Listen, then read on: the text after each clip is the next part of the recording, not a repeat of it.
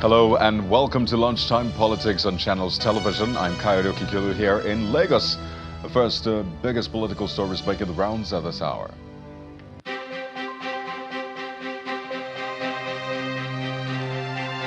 With the opposition People's Democratic Party in rounds of meetings to salvage the party from the brink of more defections and divisions. Governors, former governors, and the Board of Trustees in the mix.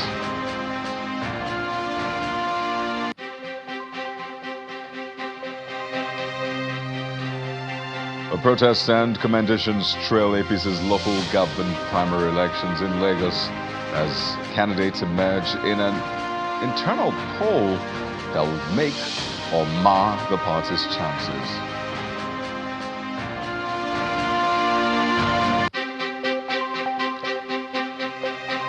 And following public outcry over perceived discrepancies in the conduct and result of the Unified Tertiary Matriculation Examination released by JAMB, the body concedes to calls for investigations.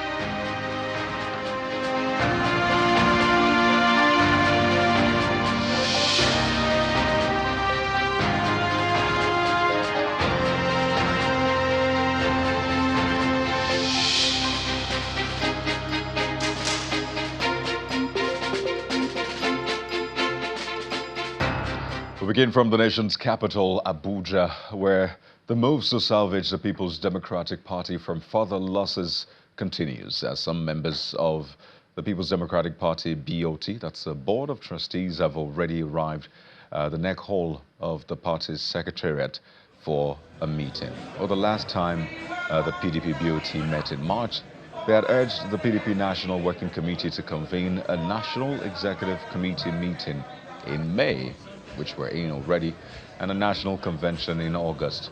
Recommendations that the NWC had since accepted. You know, this meeting is ongoing as we speak, and we'll bring you more updates on this BOT meeting as they come in. But you can see the leaders of the party are in attendance, and it's expected that they will make far-reaching recommendations for the party as it moves to rescue the party from various crises internally.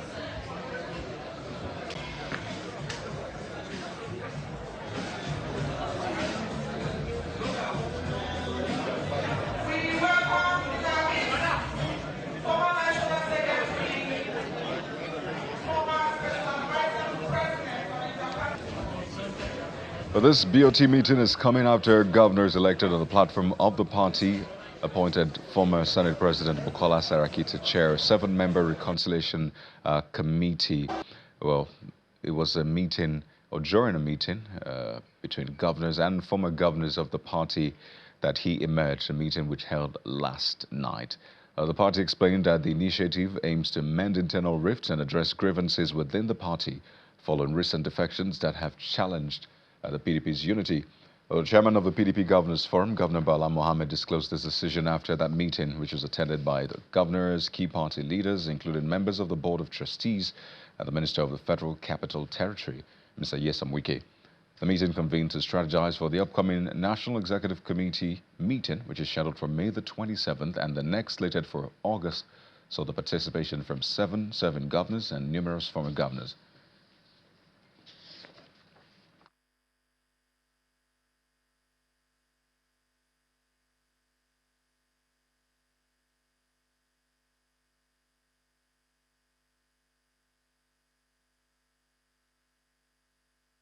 The party and a substantial number of former PDP governors, with our leader, the chairman of the party, and some members of the National Working Committee. We discussed some of the issues relating to our party, some existential issues, of course, that have been around in the media, within us, so that we'll be able to navigate smoothly to NEC that is scheduled to take place on the 27th of this month, and by August we will have an early convention. So many issues and franctos have been made, and it is an opportunity to close rank and to make sure that at least there is no ill feelings there are no qualms, there are no misgivings between the leaders of the party. Governors of the party have reached out to our colleagues who have been there before, who have more experience, and who know so much in a way and manner that whatever suggestions or opinion they may have would go a long way in giving an added impetus. And in doing so, there are some missing gaps here and there. We set up a committee of 7 headed by His Excellency, the former Senate President, and of course, former Governor of Kwara State, to meet so that at least quick reconciliation and reach out will be made in such a manner that we will have a very rancor-free and harmonious NEC and convention. Now to one of the issues that has divided the PDP, and that's the situation in Rivers State. Well, the suspended governor of the state, Siminalayi Fubara, has urged his supporters to tone down their confrontational approach to the state's political situation and instead follow his example of peace and restraint. Fubara gave the advice on Sunday night while speaking at a night of tribute organized by the Rivers Elders Forum in honor of the late elder statesman, Chief Edwin Clark. The event was held at the Royal House of Grace Church in Port Harcourt, Rivers State. He noted that some of the remarks and actions made by his supporters were unnecessary and contrary to his personal principles of pursuing peace in the midst of political crisis in the state.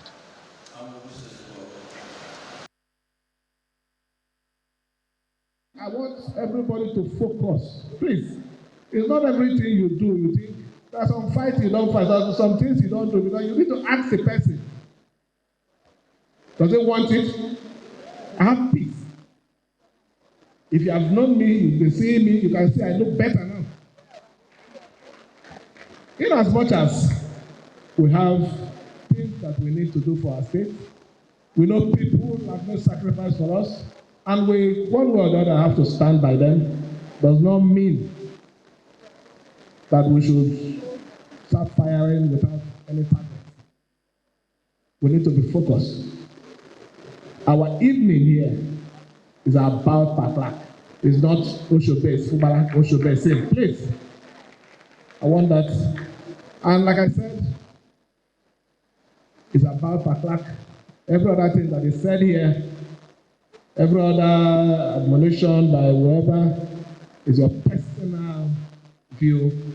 It does not speak or does not present the purpose of this evening. Don't do things because you want to do them. Do the things I want. I am the one wearing the shoes. I know the solution to my problem. I know how to walk through my problem.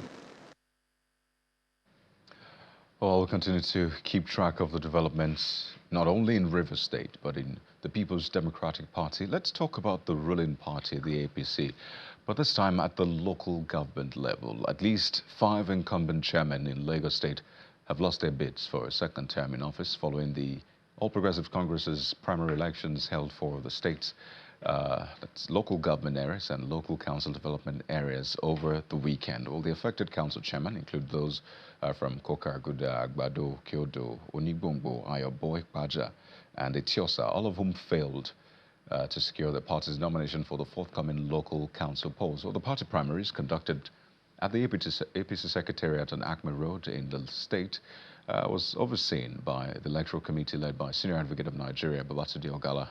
Well, he announced that while 4 candidates emerged via consensus, those which he named, said 51 others contested in a competitive electoral process. He commended delegates for their cooperation and conduct, describing the exercise as transparent and credible, where he advised dissatisfied aspirants to channel their grievances to the party's appeal committee with verifiable evidence. So let's talk about some of the dissatisfaction, because the Muslim community, for example, in Shomolu local government area, has disowned a controversial letter rejecting the APC chairmanship candidate over his Christian faith. The alleged letter had sparked outrage and fears of religious tension in that area. Reacting to the situation, Muslim leaders in Shomolu gathered at the central mosque, clarifying that the purported rejection does not reflect their sentiment. That the community affirmed its support for the APC candidate regardless of religious background, rejecting attempts to stoke division along religious lines. The leaders maintained that leadership should be based on competence, record, and commitment to the people and not their faith.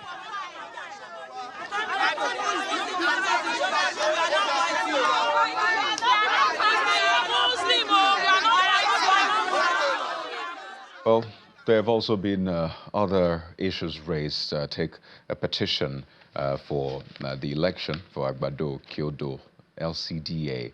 And just to get into some of these issues, we have joining us in our Lagos studio an APC party agent, Mr. Aderemi Adeyemo, right here with us. Good afternoon, Mr. Adeyemo. Welcome to the show. Good afternoon. Well, you've seen some of the controversies that trailed the primary election. And this is a very important conversation because you expect that governance and politics is local. So if we don't get the foundation right, whatever we build on it will fail.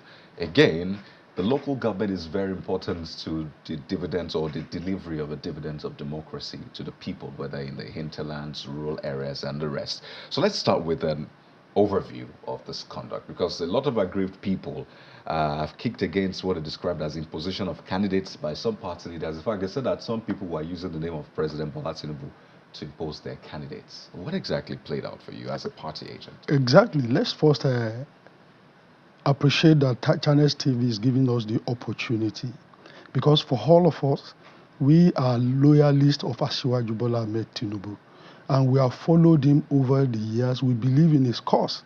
And Channels TV, with this appearance, has given us the opportunity to reach our leader, to reach the president and present our case. We may not have access to him because as a busy person, as the president of the federation, but we believe that coming on Channels TV will push our cause. Thank you very much. And to also reach out to the people. Yes, that's following the cause of equity and fairness. I witnessed the entire drama that happened at the party state secretariat, the venue of the primaries. Right. And I can tell you what happened last Saturday was below standards set by Asiwaju Bola Ahmed Tinubu, and it's far below the standard of politics in Lagos State. The progressives have been in charge of Lagos for years, and they have maintained good conduct, decency, and standard. Mm. But what happened on Saturday was none of that. All the delegates from my local government, 27 of them, we drove along with the 8 contestants. Just to be clear, your local government is Agbado. My name is Aderemi Adeyemo. Your not local Adebayo. My local government is Agbado Kyodo LCDA. Okay. All the 24 delegates to the primaries and candidates and agents of the aspirants, 8 of us, we traveled in the same bus to the venue with the delegates. On getting to the state secretariat, we waited hours only to be told that they are not conducting primaries for Agbado Kyodo and some other local government that same day, that we should go back home. Then we heeded and we went back home, only to be called back hours later, hurriedly, that we should reassemble. But being party people, we are always ready. We reassembled our people despite the fact that they live in different locations, and resumed back at the party secretariat. We queued up. We were all accredited by the barricades, and we accessed the venue of the primaries. But when we got to the venue, the delegates were allowed to enter the hall where the election actually took place, while the agents were refrained from entering the hall. We stayed outside. And that is why I made the point that what happened was below the standard of what has obtained in Lagos. If you remember, during the last presidential primaries, Asiwaju Bola Ahmed Tinubu, accompanied by the governor of Lagos State, sat out hours for 2 days to witness the election process. But this time, aspirants and their agents were excluded from witnessing the voting process, the actual voting process. And that questions the integrity of the exercise. Some of us wanted to leave the venue, but when Barrister Ogala came to address us that for this election, he is taking his integrity. But knowing Barrister Ogala in the public space, We counted on his integrity and waited. But at the end of the day, we were disappointed. They brought out the ballot boxes that we did not see. All the delegates were told to vote and march out through a caged exit so that they can no longer have access to the venue.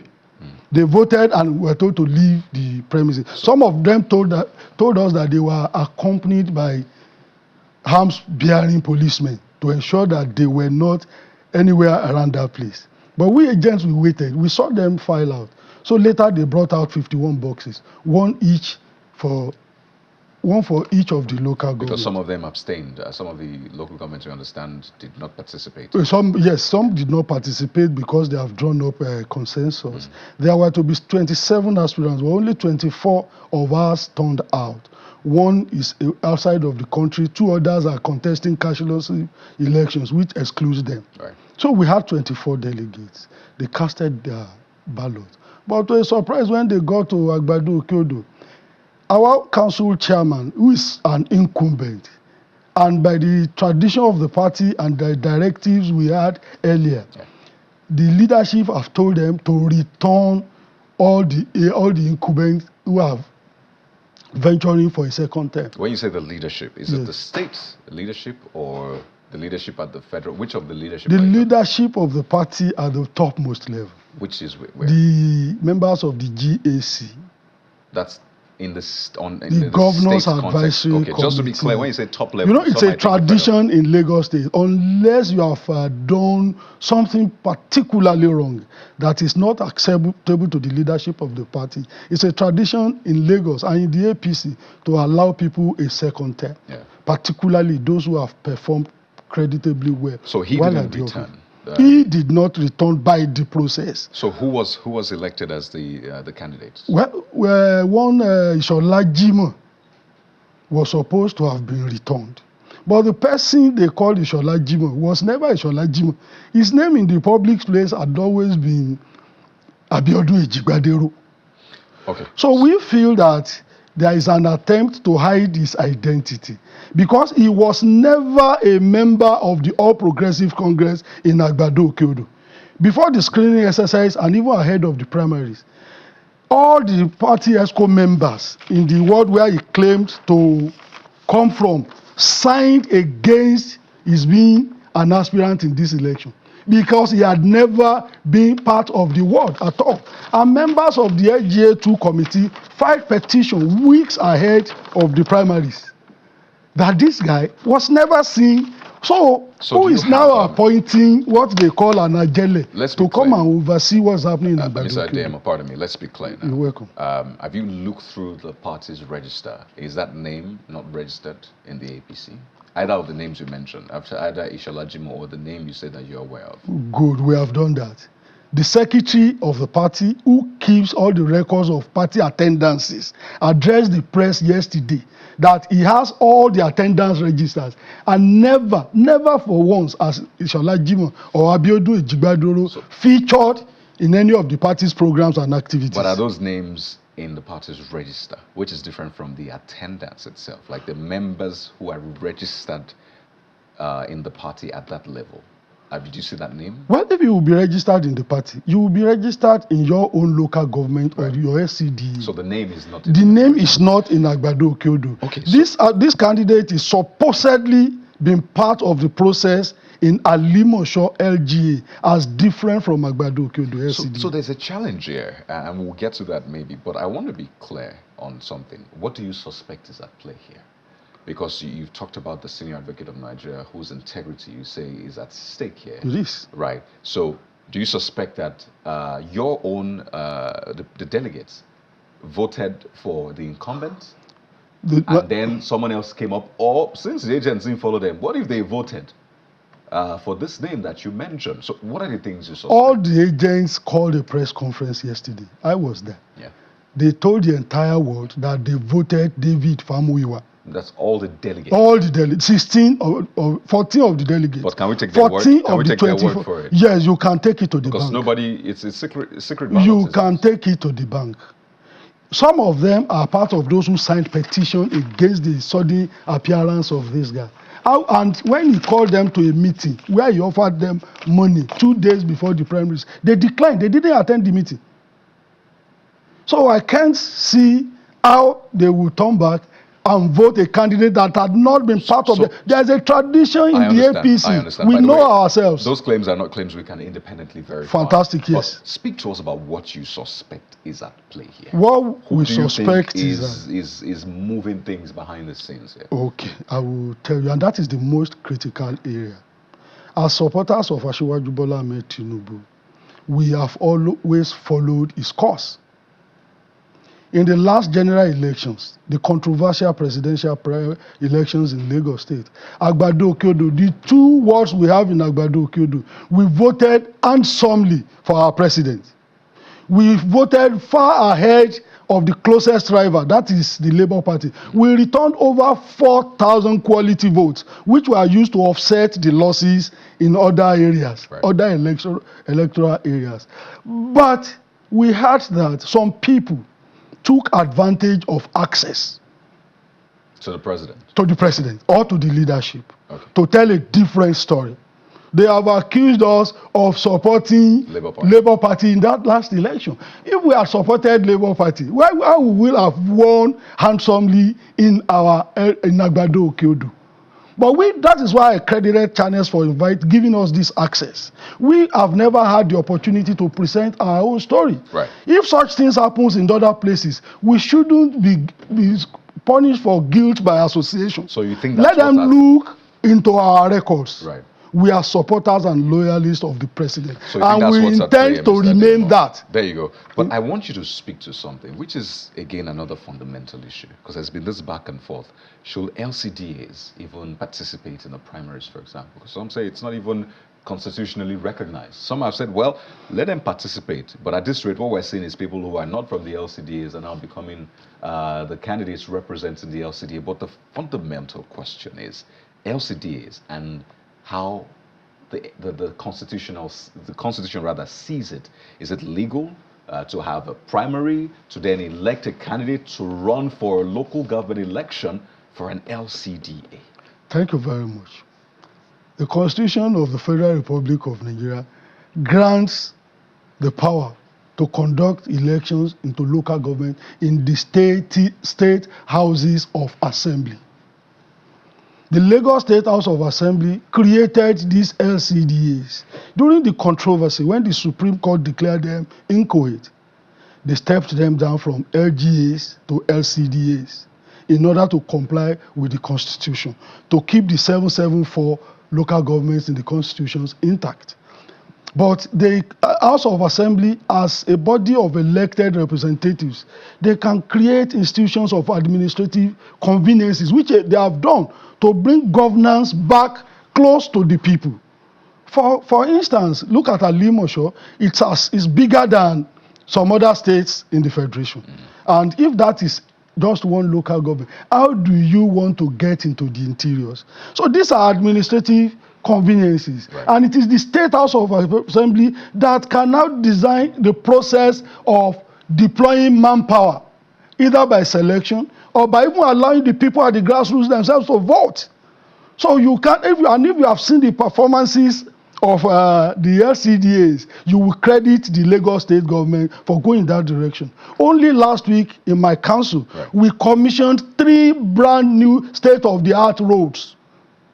Just about 5 days ago. If we are still under one at Limosho, our area that had always been referred to as Okopaki, that means cassava farm, may not have witnessed such development. I wish you see our council headquarters in Abule Egba, that massive structure, that befitting structure that was constructed by this current administration. So if we were still under Abule Egba, we wouldn't have such infrastructures in our area. That's understandable, but the bit now is for LCDs that are not constitutionally recognized, and you alluded to that. The constitutionally recognizes 774 local governments in the country. Should we then still have an election? Because it's like you're using 2 laws to cater to 2 different issues. No, I think I've clarified that. I understand. I understand, but I'm saying that if that is the case, then we'll not see some of your lawmakers, pushing for a bill to basically recognize those 37 LCDs. By that recognizing, Yeah. by that bill, they are requesting for upgrades of these 37 LCDs from LCDAs to local governments. Which will now be but we constitutionally still run them recognized. as LCDAs, not as local governments. Okay. I know this debate is still ongoing. Just wanted to speak to that as well. But on a final note, what is the way out for you? Well, the way out is we are reaching out to the leadership. Let us maintain the standard of Lagos as the bastion of democracy. But if this is what the leadership wants, in Nigeria. pardon me, Mr. Adeyemo, Well, if that is what the leadership wants, if the leadership had wanted to just appoint administrators to these LCDs, they could have done that. It is not when people have obtained forms at exorbitant costs, as high as 5.5 million naira, devoted a lot of time and resources to pursuing their ambition, that we will now stage a primaries. They may opted not to stage primaries. And I think it was a deliberate decision of the House of Assembly that those LCDs, it is a training ground for democracy. That's fair enough. Will be powered through popular election. That is to rest and vest the power in the same people to choose their own level, to choose their own leaders at the lowest level. Well, that's fair enough. And if that is the rule, if they have set the rules, we should stick to it. The rules. We have to thank you so much for your time. In fact, I remember someone also describing this as a rumor, describing the results from the primaries. But we have to thank you so much, Mr. Aderemi Adeyemo, APC party agent. Thank you for raising these issues. Thanks for the opportunity. And let's switch to the education sector, but it's one that has greatly impacted the polity. Well, now the Joint Admissions and Matriculation Board, JAMB, has acknowledged the complaints following the release of the 2025 UTME results, which were officially published last Friday. And the statement released by the Public Communications Advisor, Mr. Fabian Benjamin, well, he says that JAMB will ensure that it engages experts, and it has already to take a look at some of the issues raised, and if it is determined that there were indeed glitches, it will implement appropriate remedial measures promptly, as it does in the case of examinations themselves. So JAMB has acknowledged the public outcry, and it's promising to investigate those issues. Well, you've been served on Lunchtime Politics this afternoon. Thank you for watching. I'm Kayode Okikiolu. To stay with Channels Television for all of your breaking and political stories. Goodbye.